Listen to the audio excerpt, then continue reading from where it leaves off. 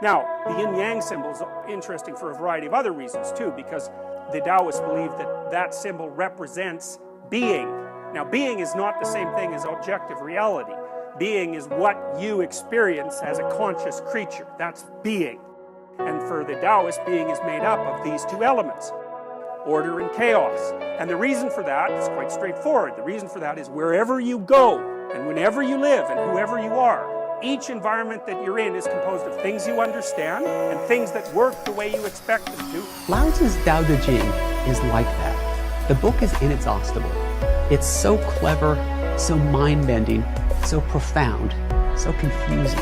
You can read it over and over again and always learn something new, which is what makes the Tao Te Ching a classic and what makes Laozi one of the great minds of the Eastern intellectual tradition.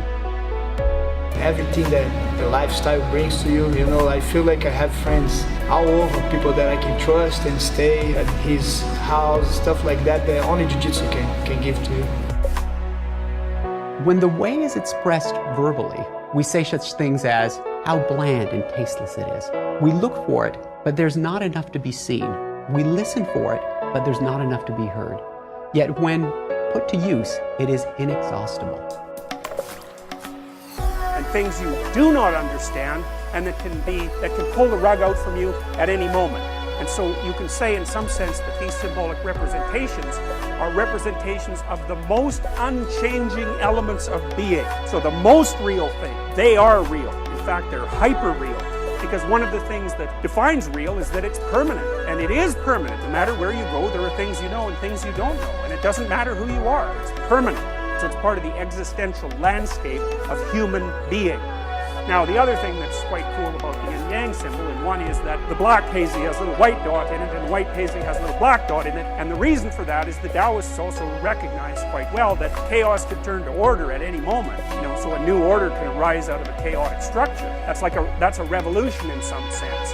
But by the same token, if you're in a place that's orderly and predictable, something can happen that casts you into a chaotic situation right away. So there's a dynamic, even though these two things oppose each other in some sense, there's a continual dynamic interplay between them. And then the final thing that's quite interesting about this symbol, this is a mind-bogglingly brilliant idea, is that, because Tao also means the way, and the way is the line between the two. And so what that indicates is, this is a brilliant idea, is that the optimal position for a human being isn't in chaos or in order, because if it's too much order, then it's totalitarian, and if it's too much chaos, then it's disgust and fear and emotional pain and depression.